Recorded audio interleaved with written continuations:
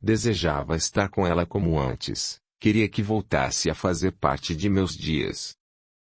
Depois de tanto tempo separados e sonhando em poder reencontrá-la algum dia, estava difícil aceitar me manter longe dela. Pensava nela a todo instante, e aquele sentimento intenso me deixava confuso. Porém, estava gostando muito de tudo aquilo. Segui para casa contente e sereno. Quando adentrei o apartamento, a mesa estava novamente posta, com um almoço apetitoso. Uma senhora simpática surgiu da cozinha e apresentou-se como a nova secretária do lar.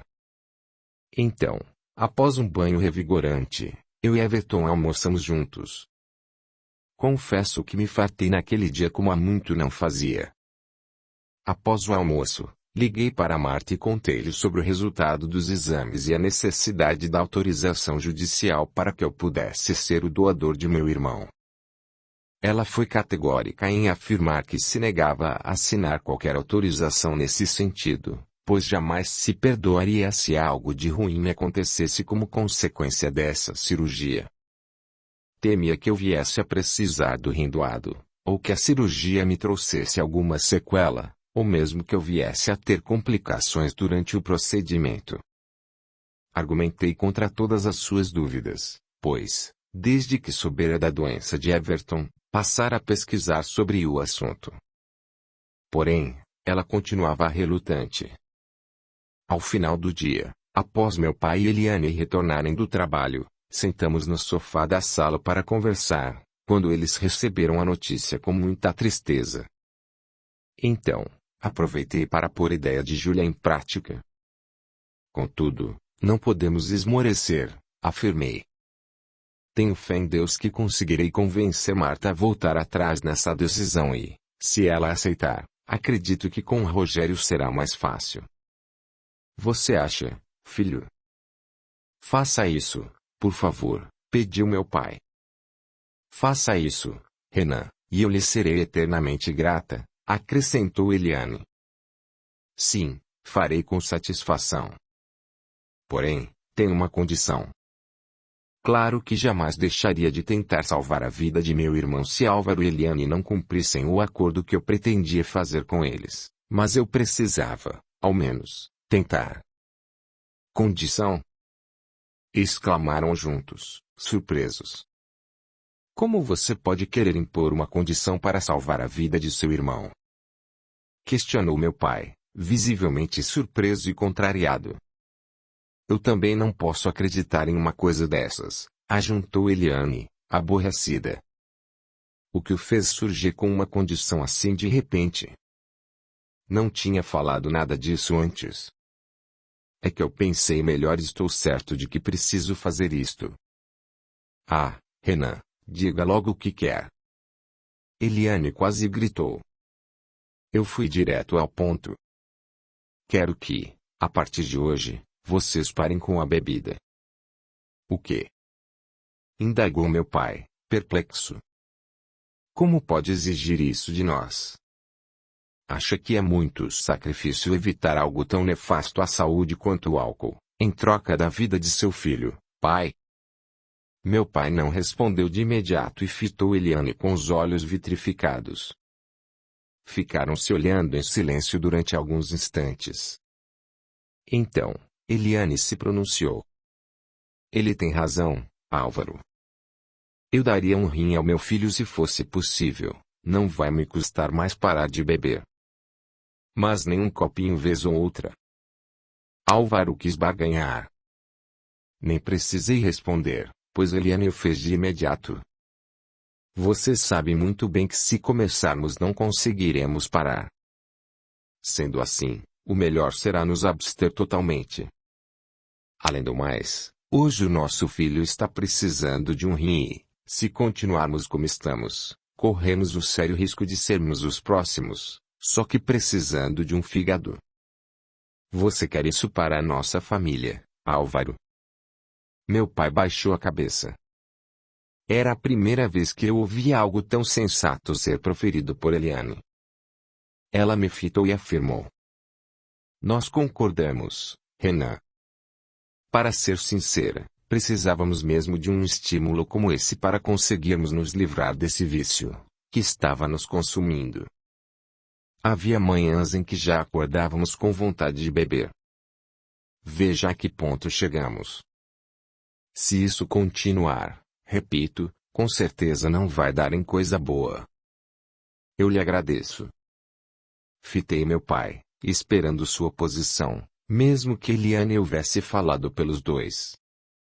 Só posso concordar com ela, filho, e agradecer a você pela iniciativa também. Confesso que a ideia foi de Júlia, eu apenas a coloquei em prática. Pois agradecemos aos dois, observou Eliane. Agradeça a ela por nós também. Farei isso, podem deixar. Só mais uma coisa. Eles me fitaram com atenção, e eu prossegui. Queria avisar que vocês devem procurar um médico para ajudá-los com esse processo de parar com a bebida. Eles concordaram, e eu estava infinitamente feliz com o resultado da proposta idealizada por Júlia. Desejava profundamente que Deus ajudasse meu pai e Eliane a seguirem com a mesma força de vontade ali demonstrada, sobretudo Eliane, que era quem ditava as ordens entre o casal. Fiquei igualmente feliz ao perceber que seu coração de mãe havia falado mais alto. Porém, os dias foram passando, e eu não conseguia demover Marta e Rogério das decisões deles. Obrigar-nos a voltar a morar com eles e não autorizar a minha doação de rim a Everton. Everton havia sido internado e estava muito mal de saúde. Devido à urgência de seu estado, ele tinha entrado na fila nacional de espera por um rim à frente de vários outros pacientes. Os médicos acreditavam que ele não resistiria por muito mais tempo se não surgisse logo um doador compatível. Eliane e meu pai choravam a todo instante e se revezavam para não saírem de perto de meu irmão desde que ele entrara no hospital. Eu, Júlia e Paula estávamos em constante oração, tanto pela saúde dele quanto por Marta e Rogério, para que fossem tocados pelo amor divino e abrandassem seus corações. Audiolivro realizado pelo canal Surya Chand Audiobook. Capítulo 29. Psicografias. Ao final do expediente, Sandra retornou com rapidez para casa, preparou o jantar da família e fizeram a refeição como de costume, todos juntos reunidos à mesa, em uma atmosfera de muita paz e harmonia. Após brincar um pouco com o filho e ajudá-lo na tarefa da escola, ela se aprontou e telefonou para a patroa, que acabou aceitando acompanhá-la até o centro espírita naquela noite. Estava mesmo precisando serenar o coração ouvindo palavras de amor e de conforto. Pouco tempo depois, estavam sentadas na plateia, sorvendo o conteúdo edificante oferecido na palestra do dia. O evento havia durado apenas cerca de 30 minutos, o suficiente para deixar Marta e Sandra sentindo-se maravilhadas e com as energias renovadas. Como de costume, agradeceram a Deus pela oportunidade de terem estado ali. Após deixarem o pequeno auditório em direção à saída, Sandra segurou o braço da patroa e disse: Dona Marta, preciso lhe falar uma coisa. Pode falar, Sandra. É que ontem foram abertas as inscrições para a sessão de psicografia que ocorre uma vez por semana na casa. Certo, querida. Mas por que está me dizendo isto? Sandra pigarreou, contudo prosseguiu logo em seguida. É que, durante a inscrição, nós damos o nome de alguém já desencarnado, para ver se conseguimos receber alguma mensagem dessa pessoa através de uma carta psicografada. Sei. E você deixou o nome de qual parente ou amigo seu? Não foi de ninguém ligado a mim, não, e sim, a senhora. A mim? Deixou o nome de alguém ligado a mim que já desencarnou? De quem? Com que intuito, Sandra? Deixei o nome de seu falecido pai, porque ele costumava orientar a senhora em momentos difíceis e em situações de indecisão. Tudo bem, eu entendo você e agradeço a sua preocupação. Mas, se está tentando arranjar um meio de me fazer desistir de lutar pelos meus filhos. Calma, Dona Marta. Eu só queria ajudar. Está certo. Não há mesmo problema algum nisso. Podemos ir embora agora. Bem, é que a reunião vai ocorrer daqui a 5 minutos. Eu gostaria muito de participar com a senhora. Quem sabe seu pai não entra em contato? Marta fitou Sandra com fisionomia sisuda e redarguiu. Sandra, querida, meu paizinho já se foi há um bom tempo e, embora eu sinta muitas saudades dele, pretendo continuar deixando-o em paz onde quer que ele esteja. Apenas oro por ele com frequência e pronto. Tudo bem, Dona Marta. Mas tem também outra coisa. Esta semana eu sonhei com seu pai, e ele me disse que precisava falar com a senhora e me pediu que a trouxesse aqui. Então, achei que a sessão de psicografia poderia ser uma ótima oportunidade para trazer a senhora. Já que estamos aqui, não nos custa nada assistirmos um pouco, nem que seja para a senhora ver como essas cartas são importantes e funcionam como um bálsamo para os familiares e amigos daqueles que ficam. Por fim, Marta acabou cedendo novamente aos apelos da secretária. Embora não lhe tivesse confessado, no fundo, estava curiosa sobre o recado do pai no sonho. Tinha muitas dúvidas quanto a fatos como aquele. 5 minutos depois, estavam sentadas de novo, desta vez em uma sala menor, de frente a uma mesa a qual um conhecido médium da cidade abriu a sessão com uma breve oração. Em seguida, ele explicou a dinâmica da reunião. Após psicografar cada carta, ela seria lida em voz alta e, por fim, seria entregue ao destinatário que estivesse na plateia. Então, o médium tomou o papel e lápis e deu início às psicografias. Escreveu durante alguns poucos minutos e parou. Bebeu um pouco de água e iniciou a leitura da primeira mensagem, durante a qual foram ouvidos os soluços do choro contido de uma senhora sentada à plateia. Após o término da leitura, secando as lágrimas com um lenço, a mulher se dirigiu à mesa, onde se identificou como a destinatária da mensagem. Em seguida, sob os olhares atentos de todos, recebeu a carta das mãos do médium, agradeceu com fervor e, emocionada, retirou-se do recinto. A sessão continuou. Uma nova mensagem foi escrita, lida e entregue ao seu destinatário. A terceira carta seguiu uma dinâmica diferente, pois o médium apenas a psicografou, por um período bem mais longo do que as demais, preenchendo várias folhas de papel consecutivas. Porém, quando a finalizou, não a leu nem entregou a ninguém. Após outras 3 mensagens escritas e entregues, a sessão foi encerrada.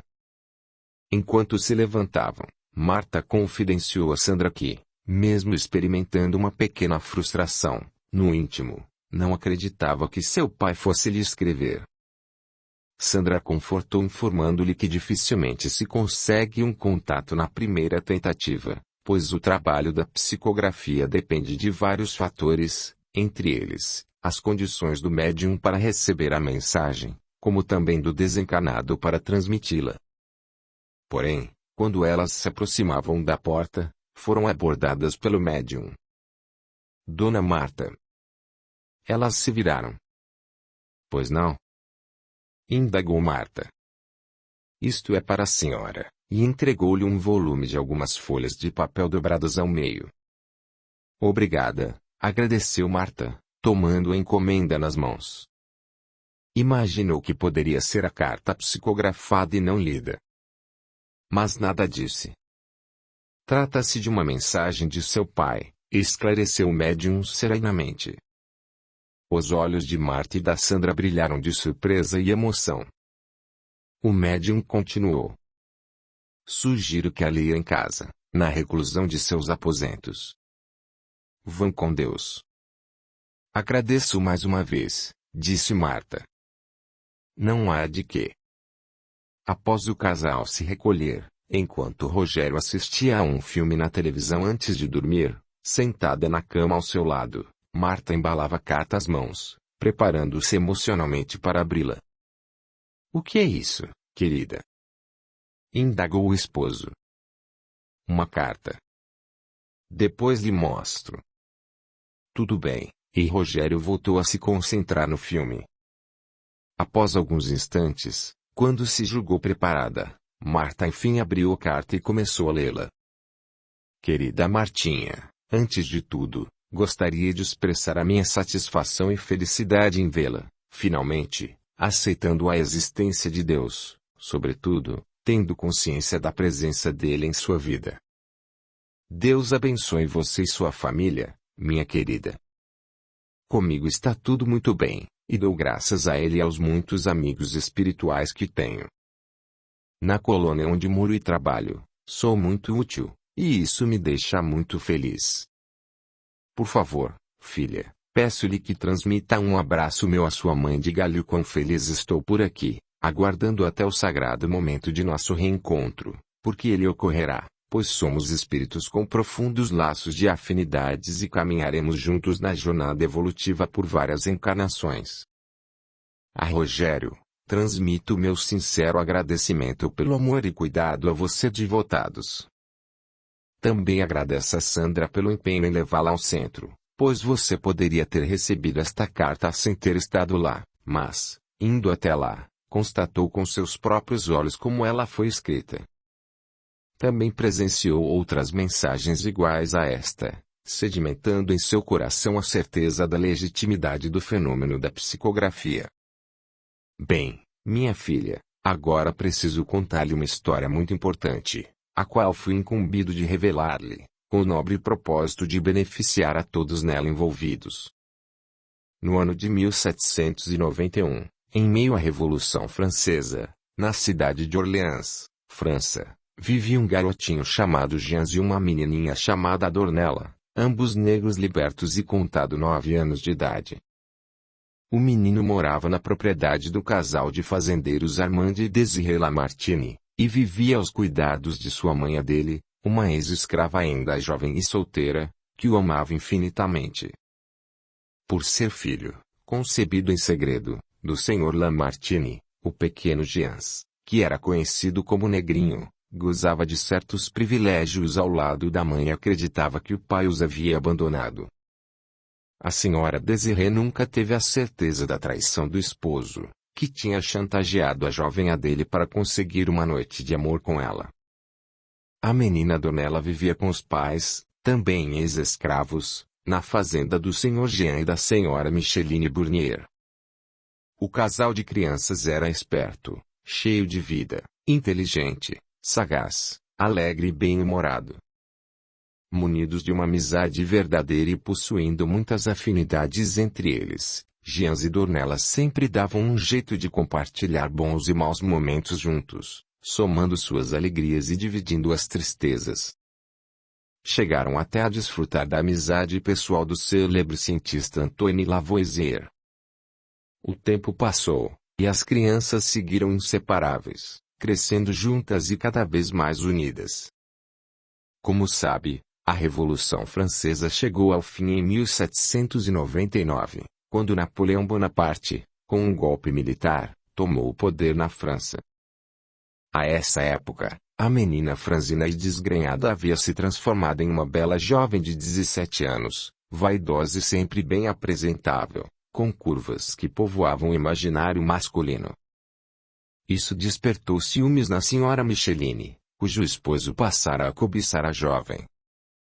Mais 3 anos se passaram, e o amor de infância se consolidou em um amor de adultos entre o então homem, Jean, e agora a mulher, Dornella. Como haviam prometido um ao outro ainda na infância, eles se casaram legalmente em 1803, pouco depois de completarem 21 anos de idade. Micheline esforçou-se para ajudar o casal nessa empreitada, pois desejava afastar Dornella do alvo de seu marido, que continuava a desejá-la silenciosamente, mesmo ciente do compromisso da jovem com o Negrinho. Atendendo a um pedido pessoal de Adèle, o senhor Armand Lamartine empregou a recém-esposa do filho em sua fazenda, possibilitando que o casal morasse e trabalhasse ao lado da mãe de Jean. O esposo de Micheline ficou furioso quando informado da situação. Porém, Dornella fazia questão de visitar os pais na fazenda dos Burnier com frequência, sempre na ausência do ex-patrão. Com isso, Micheline percebeu que não havia se livrado da bela jovem como imaginava, e que ela continuava a incitar os desejos do esposo. Certa vez, estando na propriedade na ocasião da visita de Dornella aos pais, o Sr. Jean tomou coragem e precipitou-se sobre a jovem, tomando-a à força entre seus braços. A esposa surgiu no exato momento em que o marido investiu um beijo apaixonado sobre os lábios carnudos da jovem, impedindo que o pior se sucedesse. Dornella repeliu Jean com um forte empurrão e cuspiu sobre a face dele, gritando-lhe que não era sua propriedade. Porém, o fazendeiro acabou plantando na esposa a ideia de que a jovem havia sido a verdadeira culpada por tudo, pois o havia enfeitiçado exibindo suas curvas sob vestidos decotados e bem caídos sobre o corpo exuberante. Assim, a senhora e o Sr. Burnier guardaram uma forte mágoa de Dornella, cada qual por um motivo próprio, com a certeza de que se vingariam da jovem na primeira oportunidade que tivessem. Mais 2 anos se passaram, e o jovem casal apaixonado esperava ansioso a chegada do primeiro filho. No entanto, foram agraciados com 2 deles, sendo um menino de olhos verdes, como os do pai, e uma menina desgrenhadinha, como a mãe. Ainda que fossem empregados, negros e filhos de ex-escravos, continuavam sendo tratados com relativa dignidade e respeito. Assim, a vida da família seguia tranquila, dentro da rotina laboral habitual, acrescida dos cuidados de 2 bebês, que também eram realizados com a ajuda de Adele. Desirée e Armand estavam apreciando a chegada daquelas crianças à fazenda, de modo que, vez ou outra, até se distraíam com as peripécias do casalzinho. Porém, quando os bebês completaram um pouco mais de 2 anos de idade, seus pais os levaram ao centro da cidade para visitarem um médico. A carruagem que havia sido cedida por Armand foi interceptada por uma segunda carruagem. Ambas pararam abruptamente e, em frações de segundo, 2 homens encapuzados invadiram a cabine onde Dornella e Jean carregavam os bebês no colo, arrancando-os de seus braços com brutalidade. Em seguida, entraram novamente na carruagem de onde tinham saído. O cocheiro estalou o chicote no ar com vigor, e os cavalos dispararam velozes. As crianças foram roubadas a mando de Micheline e Jean, e entregues para um casal de negros livres que residia na capital francesa e não conseguia ter filhos. Dornella e Jean quase enlouqueceram quando perderam seus bebês, e o sofrimento da avó dele também não foi menor. Até mesmo Desirée e Armand se compadeceram da situação. Com isso, o casal iniciou uma busca incansável para tentar encontrar e reaver os filhos roubados. Assim, os anos foram passando, e, embora Jean e Dornella fossem pessoas otimistas e alegres, que nunca perdiam a fé em Deus, seria inevitável que a falta de êxito em encontrar os filhos fosse lhes roubando o brilho do olhar e o sorriso fácil dos lábios. 8 anos depois, os negócios na fazenda de Armand começaram a enfraquecer. Desgostosos e temendo perderem tudo, ele e Desirée se entregaram ao vício da bebida alcoólica, o que piorou ainda mais a situação. Desse modo, quando Armand constatou que não era mais capaz de se manter com os rendimentos da fazenda, venderam tudo e se mudaram para a capital, levando apenas seus 3 empregados. Adele, Dornella e Jean, pois os demais haviam sido dispensados em Orleans. Em Paris, o casal de fazendeiros abriu um comércio de especiarias e passou a ter uma vida bem menos glamourosa. Com o trabalho árduo dos 3 fiéis empregados, o negócio prosperou. Porém, já era tarde demais para Desirée e Armand, pois ambos estavam com uma doença hepática em estado avançado devido ao consumo exacerbado de bebidas alcoólicas. Pouco depois, eles desencarnaram, deixando tudo o que tinham para os 3 empregados. Um total de 10 anos havia se passado, e os filhos primogênitos de Jean e Dornella estavam agora com 12.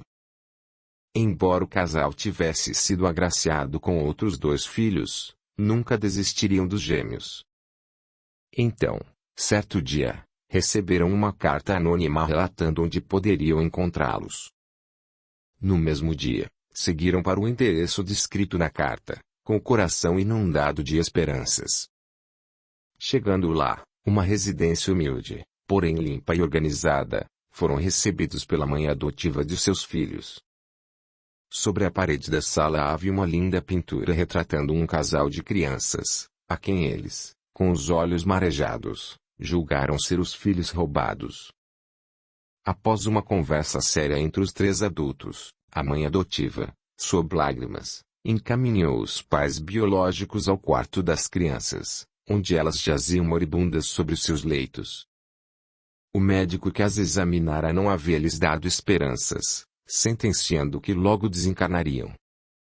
Gians e Dornella precipitaram-se sobre os filhos e os inundaram com seu amor e suas lágrimas, afirmando em voz alta que eles não poderiam partir, sobretudo agora, que os tinham reencontrado. A partir daquele dia, passaram a se dedicar com afinco aos gêmeos e, com os recursos deixados pelos patrões, conseguiram custear o tratamento dos filhos. E assim, com a força do amor e da fé em Deus, eles sobreviveram. Desde então, as duas famílias passaram a conviver harmoniosamente. Embora os anos perdidos longe dos primogênitos jamais pudessem ser recuperados, Gians e Dornella teriam a oportunidade de acompanhá-los dali para frente, participando de seus momentos felizes e tristes, fáceis e difíceis, em meio a muito amor e compreensão, até o final de seus dias terrenos. Após o desencarne, Jean e Micheline sofreram muito durante o período em que vagaram pelas zonas umbralinas, repensando dia a dia sobre os maus atos cometidos quando encarnados. Jamais tinham imaginado que a vida seria eterna e que os mortos pudessem sofrer, e experimentavam justamente o contrário. Após anos de sofrimento, profundamente arrependidos por todo o mal que haviam cometido, enfim decidiram pedir ajuda e foram resgatados pelos trabalhadores do bem, que auxiliam sofredores no umbral.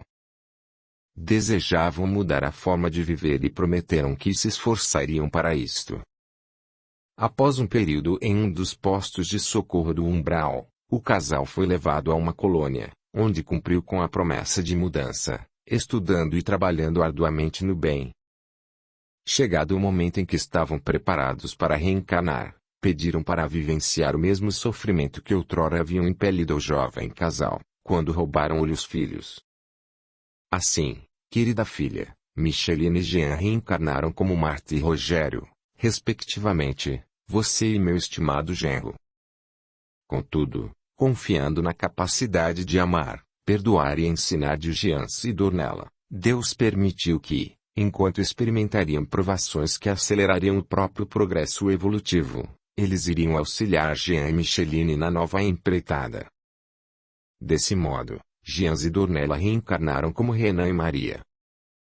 O casal Armand e Désiré também experimentou um sofrimento que lhe pareceu eterno, pois, além de ter levado uma vida de ostentações, más condutas e humilhações aos subordinados, também enveredou no nefasto caminho do alcoolismo, danificando o sagrado corpo físico, instrumento que Deus nos concede para que possamos realizar nosso trabalho na Terra. Após serem socorridos das zonas umbralinas, compreenderam que a satisfação das paixões brutais acarreta consequências deploráveis. Assim, decidiram reencarnar em condições de trabalho árduo, privações financeiras e em um meio de exposição à tentação do álcool, como prova a ser vencida pelo mérito da resistência. Além disso, teriam um filho com deformidade de órgãos internos, o que lhes mostraria a importância do divino instrumento de morada terrena do espírito. Então, voltaram em uma nova vida como Álvaro e Eliane.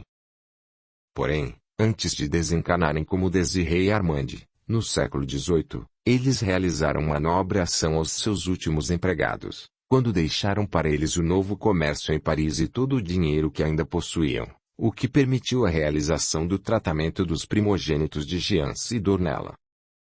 Em gratidão, juntos, Gians e Dornella desejaram auxiliá-los na nova jornada de provações e expiações terrenas. E, assim, Renan e Maria têm cumprido esse propósito auxiliando Álvaro e Eliane como podem. Unidos pelos laços do amor e da afinidade espiritual, a outrora mãe dedicada e amorosa de Jens voltaria a cuidar dele como sua mãe adotiva, renascendo como Vera.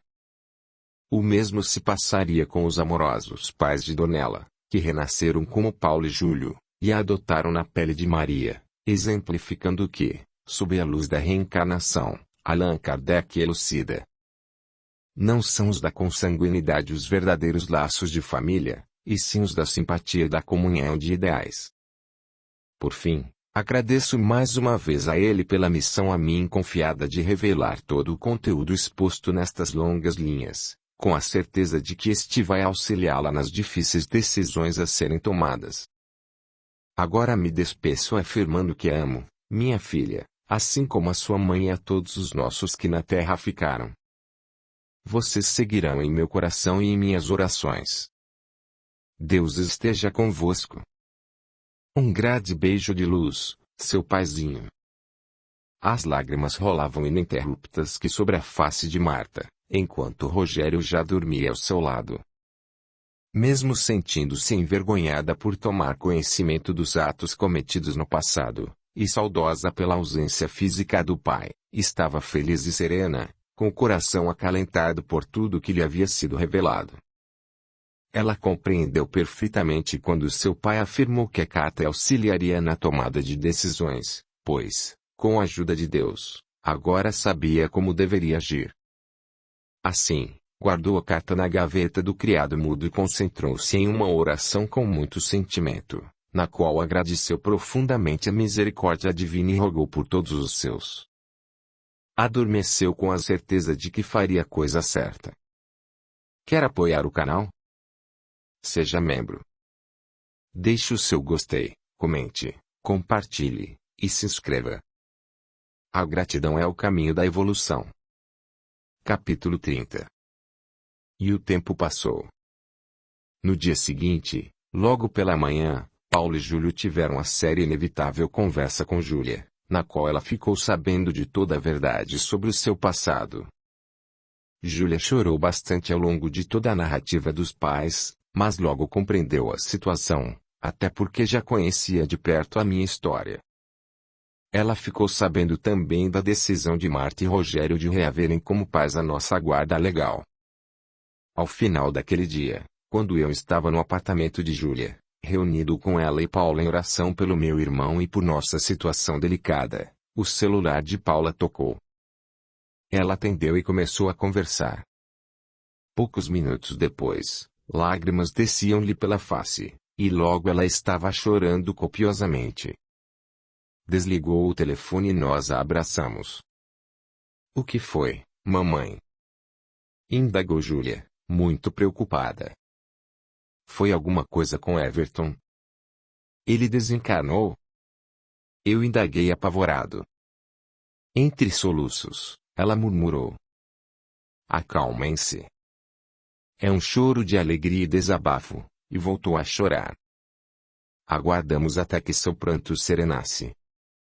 Então, ela nos explicou que era Marta ao telefone, informando que havia desistido de solicitar na justiça a nossa guarda, exigia apenas que eu e Júlia continuássemos mantendo contato frequente com eles. Nós pulamos e gritamos de alegria, abraçando-nos fortemente. Logo após nosso festejo, liguei para minha mãe Vera e contei-lhe a novidade, ao que ela, também chorando aliviada, agradeceu a Deus pela bênção. Mais alguns minutos depois, e tivemos outra grande surpresa. Marta me ligou informando que iria autorizar a doação para o transplante, mas que acompanharia tudo de perto. Também falou da carta do pai e prometeu que logo a mostraria a todos nós. Contou que era tão reveladora que havia até abalado as crenças de Rogério. Ele começara a se questionar sobre se estivera enganado durante todo esse tempo, enquanto Alessandra estariam certas em afirmar que a vida do espírito era eterna. Já era um bom começo. Agradeci a Marta imensamente por tudo, mandei beijos a ela, a Rogério e a Sandra, e após desligamos. Alguns dias depois, eu havia dado entrada no hospital para a realização do transplante. Ao meu lado, estavam minha mãe Vera, Marta, Rogério, Júlia, Paulo e Júlio. Eles me transmitiram palavras de força e fé, e asseguraram que estariam orando pelo procedimento médico cirúrgico ao que eu e Everton seríamos submetidos. Minutos antes de darmos entrada no centro cirúrgico, Júlia aproximou-se de mim e sussurrou-me ao ouvido algo que eu não esperava. Se você prometer que vai sair muito bem dessa, meu gato, eu prometo que te peço em namoro. Eu sorri surpreso e imensamente feliz, mesmo não sabendo se ela falava a verdade ou se estava apenas brincando. Então, indaguei. Sério, Júlia? Está falando sério? Claro, querido. Acha que eu iria brincar em uma hora dessas? Respondeu com olhar arteiro. Mantive o tom da conversa, e falei algo que há muito desejava. Pois saiba que vamos sair ótimos dessa, e você vai ter que cumprir a palavra. Algumas horas depois, tudo estava terminado. A cirurgia havia sido um sucesso, e os médicos estavam muito confiantes a respeito de nossa recuperação. Uma semana depois, eu havia recebido o alta e voltado para o apartamento de meu pai. Everton ainda ficaria internado mais alguns dias. Marta e Rogério tinham ficado ao meu lado durante os 3 primeiros dias do pós-operatório no hospital, ocasião em que puderam mostrar a carta a todos nós, quando conseguimos compreender que o passado se reencontrava com o presente, esclarecendo tudo o que tínhamos vivido até ali. Depois disso, precisaram retornar para Niterói, enquanto Vera seguiu comigo para o apartamento. Ela havia fechado o salão de beleza no Rio de Janeiro durante algum tempo, exclusivamente para poder cuidar de minha recuperação na casa de meu pai. No mesmo dia em que voltei para casa, Júlia foi me visitar. Minha mãe estava na cozinha preparando um lanche para nós, enquanto conversávamos no quarto. Sabe, Renan, eu só lamento não me recordar de nada que vivemos juntos na infância, lastimou-se Júlia, sentada na outra extremidade de minha cama. Vamos tentar juntos, Júlia. Posso falar de detalhes de nosso passado, refazer certas coisas juntos. Sugeri. Pode ser. Não nos custa nada tentar, ela concordou. Mas espere aí, meu anjo, você não está se esquecendo de nada. Indaguei. De quê? De uma certa promessa que me fez no hospital. Ah, claro que não, seu bobo. Então quer dizer que... Ela me interrompeu. Pare de falar, garoto, e me deixe cumprir a minha palavra. Quer namorar comigo? Eu a fitei sorrindo e observei. Sabe que em uma coisa aquela Maria farsante estava certa? É? Em que? Você é mesmo muito moderninha, por quê? Júlia interrompeu-me novamente, desta vez, com um beijo na boca, fazendo com que me sentisse o garoto mais feliz do mundo. Além disso, foi tudo meio mágico, pois mais uma vez senti como se aquilo já tivesse acontecido antes. Nesse momento, recordei-me da carta. Claro, Gianzi Dornella, pensei, enquanto sentia a maciez dos lábios de Júlia e seu perfume delicado, em um momento sublime e único.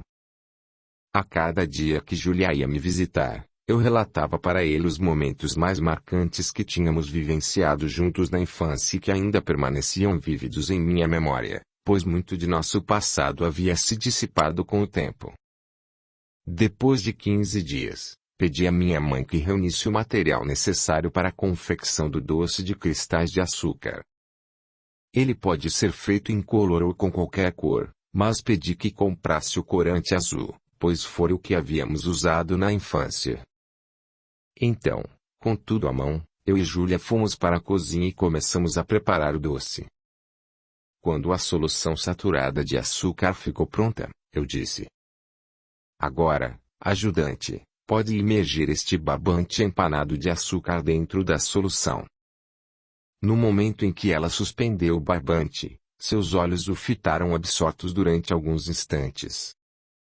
Depois ela me olhou e, sorrindo, disse: Renan, eu sei como isso vai ficar daqui a alguns dias, com vários cristais grandes aderidos ao barbante, não é? Isso mesmo, Júlia. Você se lembrou de nosso experimento, meu amor. Abraçamo-nos, e eu a beijei com carinho. Depois disso, Júlia conseguiu se lembrar de alguns poucos episódios nossos, o que já nos felicitou imensamente, embora nunca tivesse conseguido recordar por completo quem fora. Durante o período em que minha mãe cuidou de mim no pós-operatório, ela e Paula tornaram-se grandes amigas. Minha mãe contou-lhe que o esposo trabalhava como motorista de ônibus no Rio de Janeiro, mas que possuía um curso técnico de segurança do trabalho e que pleiteava um novo emprego nessa área, fora do Rio. Paula conhecia muito bem o motivo pelo qual eles pretendiam se mudar. Como ela e Júlio eram pessoas muito bem relacionadas, com um amplo círculo social, conseguiram um bom emprego para o esposo de minha mãe em uma renomada construtora da capital paraibana, onde ele passou a exercer a função desejada.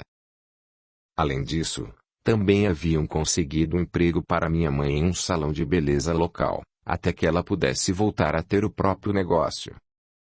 Desta forma, nossa felicidade estava completa, pois minha família formada por Vera, meu padrasto, meu irmãozinho e até meus avós, que eram aposentados, mudara-se para João Pessoa 6 meses depois da cirurgia, quando completei 18 anos. E, assim, o tempo foi passando. Álvaro e Eliane continuaram cumprindo a promessa de não mais ingerirem bebidas alcoólicas. Everton levava uma vida praticamente normal, tomando apenas algumas medicações e tendo alguns cuidados com a saúde. Paulo e Júlio tornaram-se grandes amigos de minha mãe e de meu padrasto, assim como meu irmãozinho de Jane. Marta, Rogério e o filhinho deles nos visitavam com frequência, assim como eu e Júlia eles. Estavam presentes em todos os momentos especiais de nossas vidas, e nós da deles. Por falar em nós dois, eu e Júlia seguimos namorando. Éramos todos agora uma grande família, unida pelos laços do amor e da afinidade. O tempo passou um pouco mais. Júlia e eu entramos juntos na faculdade de Engenharia Química, como não poderia deixar de ser. A festa de nossa formatura foi realmente linda, com momentos inesquecíveis de festejos ao lado de nossos amigos e familiares. Nossos pais, incluindo Marta e Rogério, estavam imensamente felizes e orgulhosos de nós dois, e a felicidade foi ainda maior quando conseguimos o primeiro emprego como profissionais da química, enquanto seguíamos estudando nas horas vagas. Pouco tempo depois, fomos aprovados em um mesmo concurso em nossa área, ocasião em que reunimos as nossas famílias para comemorar a conquista. Como sempre acontecia, Marta, Rogério, e até Sandra, estiveram presentes. A um dado momento do festejo, eu solicitei a atenção de todos. Então, realizei um misto de experimento químico com um show de ilusionismo, que me lembrou o dia em que conhecemos Marta e Rogério no abrigo de tia Geralda, que, a propósito, continuávamos a visitar sempre que íamos a Niterói. Em um becker de plástico, misturei algumas substâncias químicas que, ao reagirem entre si, geraram uma pequena nuvem de fumaça química, emergindo do recipiente como a lava de um vulcão. Os convidados assistiam ao número com atenção, perguntando-se o que eu pretendia com aquilo. Então, sob o olhar atento de todos, a nuvem branca foi se dissipando lentamente, até que todos puderam enxergar algo no fundo do recipiente, imerso no restante de líquido não evaporado. Estiquei o braço na direção de Júlia e disse: Ajudante, poderia retirar essa pequena caixa daqui de dentro, por gentileza? Sorridente e curiosa, ela enfiou a mão dentro do becker e retirou o objeto de lá. Agora poderia abri-la para mim, por gentileza? Solicitei. Minha amada abriu a caixinha com cautela, temendo que algo explosivo ou saltitante emergisse de lá de dentro, pregando-lhe um susto. Mas nada disso aconteceu. Após abrir a tampa e fitar o interior da caixa, seus olhos brilharam ao enxergarem um lindo par de alianças douradas. Ela então soltou uma de suas sonoras gargalhadas, como era de esperar, e indagou, sorrindo radiante. Meu Deus, o que você está aprontando, meu gato? Nesse momento, eu ajoelhei-me à sua frente e fiz o pedido. Minha amada Maria Júlia. Sim, porque você é a minha Maria e a minha Júlia ao mesmo tempo. Ela sorriu discretamente desta vez, com os olhos marejados, e eu continuei. A senhorita me daria a honra de ser a minha esposa, para que possamos seguir juntinhos até o resto de nossas vidas. Júlia abriu um largo sorriso e 2 lágrimas escorreram de seus olhos. Ela as enxugou com as mãos e respondeu. Claro que sim, né, seu cientista bobinho. Beijamo-nos sob os aplausos e sorrisos dos nossos estimados parentes e amigos. 2 anos depois do nosso noivado à moda química, quando estávamos com pouco mais de 25 anos, foi a vez de nosso casamento. Em uma cerimônia simples, porém muito bonita, com a presença de um juiz de paz, oficializamos a nossa união civil. Mais uma vez, tivemos o prazer da presença de todos aqueles que amávamos. E, como acontecia em muitas outras ocasiões de nossas vidas, pude sentir a presença de Túlio e de Neuza, que acompanhavam a tudo emocionados e satisfeitos. Audiolivro realizado pelo canal Surya Chand Audiobook. Mais 2 anos se passaram e compramos a nossa residência, quando chegou um dos momentos mais especiais e emocionantes de nossas vidas. O nascimento dos gêmeos. A bolsa estourou enquanto Júlia e eu participávamos de uma entrega de donativos na periferia da cidade. Felizmente, Paula e minha mãe estavam conosco e nos levaram ao hospital, pois eu me encontrava sem condições psicológicas para dirigir. Nossos filhos nasceram fortes e saudáveis, com a graça de Deus. Os primeiros dias foram difíceis, como costuma ser para todos os pais, sobretudo para aqueles de primeira viagem e, mais ainda, para pais de gêmeos. Felizmente, pudemos contar com a preciosa ajuda de nossas mães. Como eu nunca poderia imaginar, Júlia aprendeu a conter o tom da voz. Esse feito ocorreu a partir do momento em que, após passarmos 1 hora minando os bebês até que adormecessem, ela falou comigo em seu tom habitual de voz, e eles acordaram de imediato, aos prantos. A vida seguiu o seu rumo natural. Compartilhamos unidos as incontáveis trocas de fraldas, diurnas e noturnas, e as muitas madrugadas acordados, por diversos motivos. Sorrimos com as primeiras gracinhas, os primeiros dentinhos incisivos e os primeiros passinhos de nossos filhos, e choramos com os primeiros pré-molares e as infinitas febres, altas e baixas, oriundas das muitas viroses que tiveram. Como qualquer casal que se ama e se respeita, tivemos incontáveis momentos maravilhosos, assim como momentos difíceis, mas que foram vividos da melhor maneira possível, pois seguíamos munidos de nossa fé e bom humor inabaláveis, além de compartilharmos muito amor e respeito com todo o nosso círculo afetivo de pessoas queridas. O tempo continuou passando e nos agraciando com novas emoções e responsabilidades a cada nova fase de nossas vidas. Emocionamo-nos com a entrada de nossos filhos na escola, época em que adotamos mais um casal de crianças, e, anos depois, na faculdade. O tempo passou também a deixar suas marcas em nossos rostos e corpos. Depois vieram os netos. E a vida se renovou em um divino e sábio ciclo vital. O tempo passou rápido, mas a velhice não chegou para nós. Éramos idosos jovens, não velhos, pois as nossas rugas, que nos tornavam mais bonitos a cada dia, haviam sido vincadas em meio a muitos sorrisos. Enquanto velhos viciam sua miopia para viver das sobras do passado e lamentar as perdas, idosos jovens como nós costumam exaltar o melhor que nos acontece e seguir fitando o horizonte, apreciando o despontar do sol a iluminar cada novo dia, renovando assim a esperança no amanhã, com a certeza de uma vida eterna pela frente. Quando percebemos que o tempo havia passado ainda mais, estávamos com 95 anos de idade e um caminho de ladrilhos reluzentes construído em nosso encalço. Sentados de mãos dadas à varanda de nosso apartamento, apreciando ao longe o horizonte iluminado refletindo os raios de sol sobre o mar azul e cristalino, conversávamos com a voz rouca e trêmula. Meu anjo, como o tempo passou rápido, observei. Verdade, meu gato, Júlia concordou. Eu continuei. Tanta vida experimentamos juntos.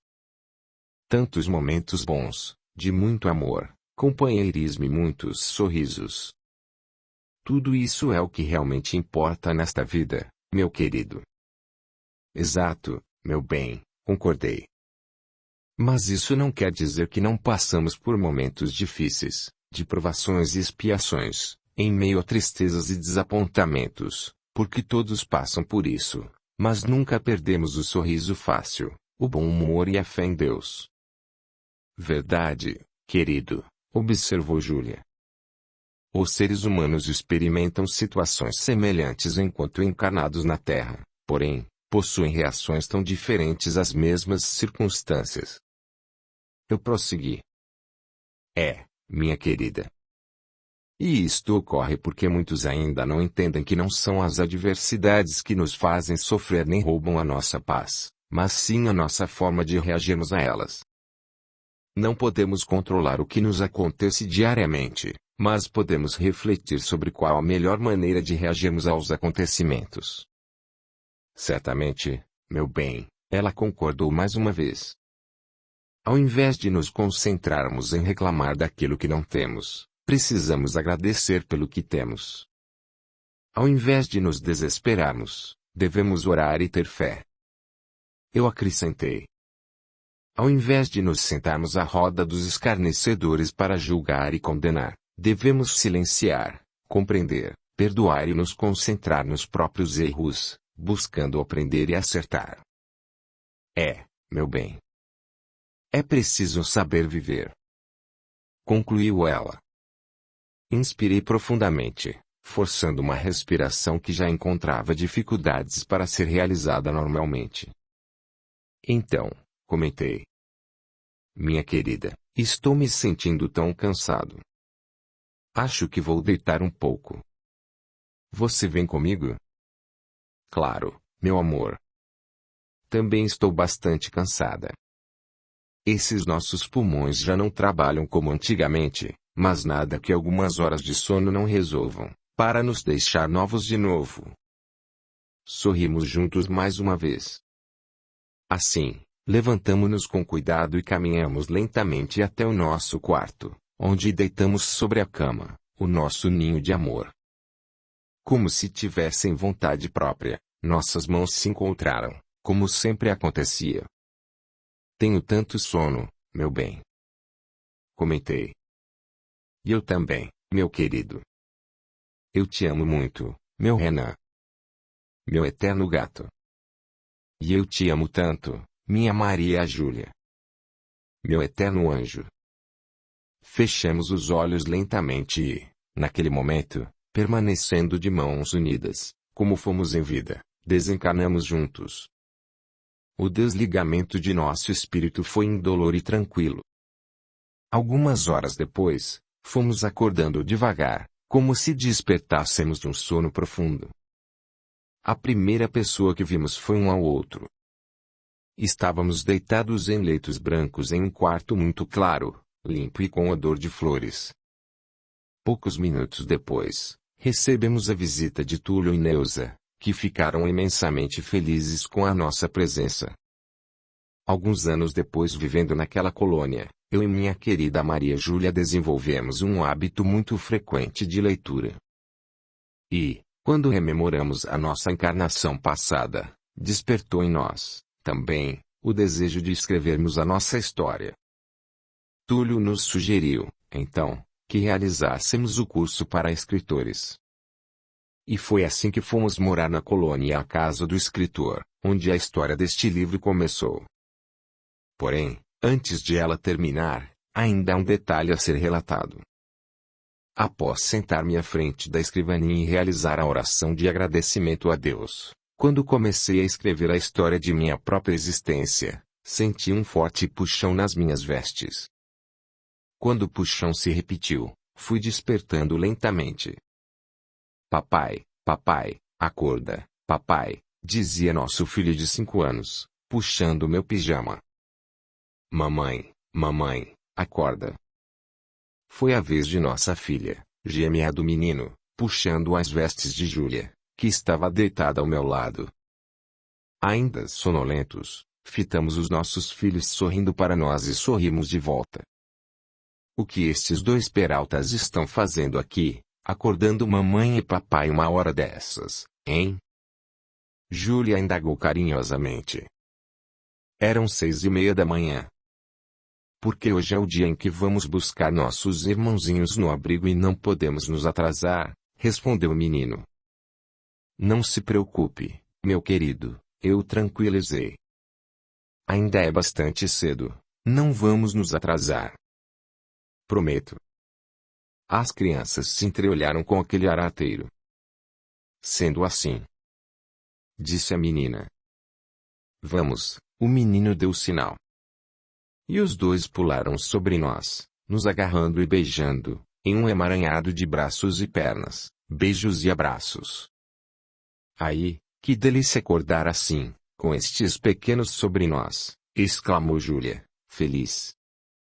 É mesmo maravilhoso, meu amor, e fiz cócegas nos nossos filhos, fazendo-os sorrir gostosamente.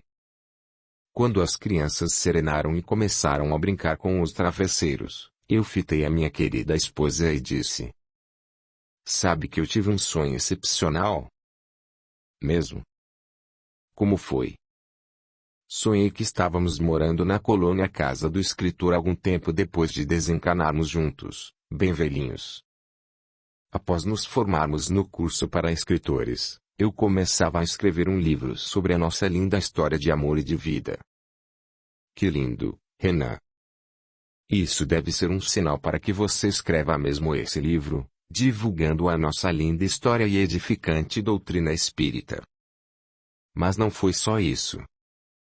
Durante o desdobramento, além de relembrar toda a nossa história nesta encarnação, eu também rememorei detalhes de nossa encarnação como Jean Zidonella, comprovando o que o pai de Marta revelou na psicografia. Foi como se eu assistisse a um filme de nossas vidas de uma forma onipresente. Aí, que maravilha! Quero saber de tudo. Vou lhe contar, meu amor, com certeza, prometi. Recordo-me de quase tudo e agora estou certo de que vou mesmo escrever um livro contando nossa história desde a nossa encarnação anterior. E quero a sua ajuda. Vou precisar estudar muito para isto.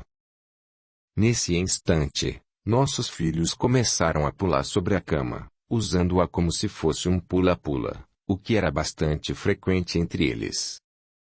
Então, minha linda esposa observou. Antônio, cuidado para não cair, meu filho. Lavoisier, mamãe, reclamou o nosso pequeno. A senhora esqueceu que meu nome todo é Antônio Lavoisier? Não gosto que esqueça o Lavoisier. Tá bem, filho. Desculpa, concordou Júlia. Nós sorrimos, e eu acrescentei. Maria Anne, o mesmo serve para você. Tenha cuidado para não cair. Essas crianças são muito levadas. E damos graças a Deus. Isso só mostra como são saudáveis e felizes, observou Júlia, ainda sorrindo. Com toda certeza, meu amor, eu afirmei, igualmente sorrindo. Nós havíamos batizado nossos filhos em homenagem ao célebre casal de cientistas Antoine Lavoisier e Marianne, tanto pela paixão que tínhamos pela química quanto por eles terem sido citados como nossos amigos de outrora na carta destinada a Marta. Fitei Júlia e considerei.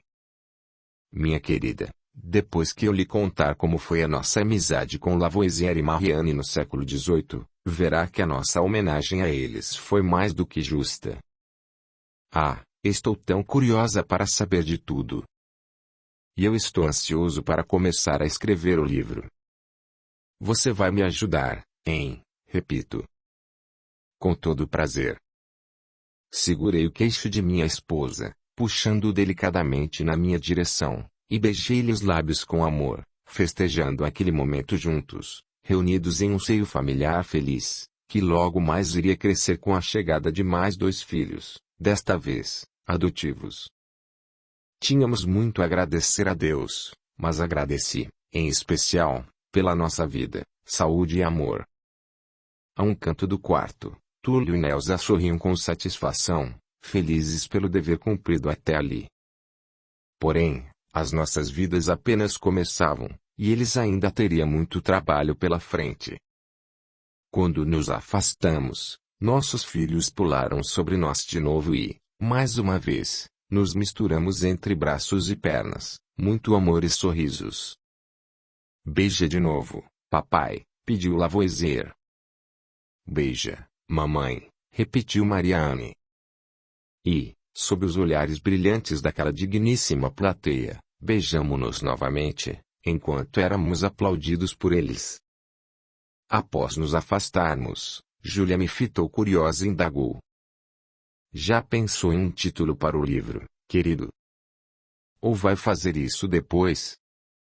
Sim. Acabou de me vir um título perfeitamente, respondi. Então, qual será? Eu a fitei com um sorriso sagaz no canto da boca e respondi. Quando o anjo mora ao lado. Nossos olhos marejaram e nos beijamos uma vez mais. Vivemos. E fomos felizes pela eternidade. Fim. Este audiolivro representa uma contribuição do canal Surya Chand Audiobook, para aqueles que necessitam, como é o caso dos deficientes visuais, e como forma de acesso e divulgação para todos. Se inscreva, ative o sininho, e clique em todas, para receber as notificações de novos audiolivros. Deixe o seu gostei, o seu comentário, e compartilhe. O seu apoio ajuda o canal a crescer. A gratidão é o caminho da evolução. Torne-se membro do canal, e dê o seu apoio ao trabalho realizado com muito carinho para você. Lembre-se de valorizar e reconhecer o trabalho do autor, adquirindo suas obras. Venha para o nosso grupo no Telegram. Veja o link na descrição do vídeo.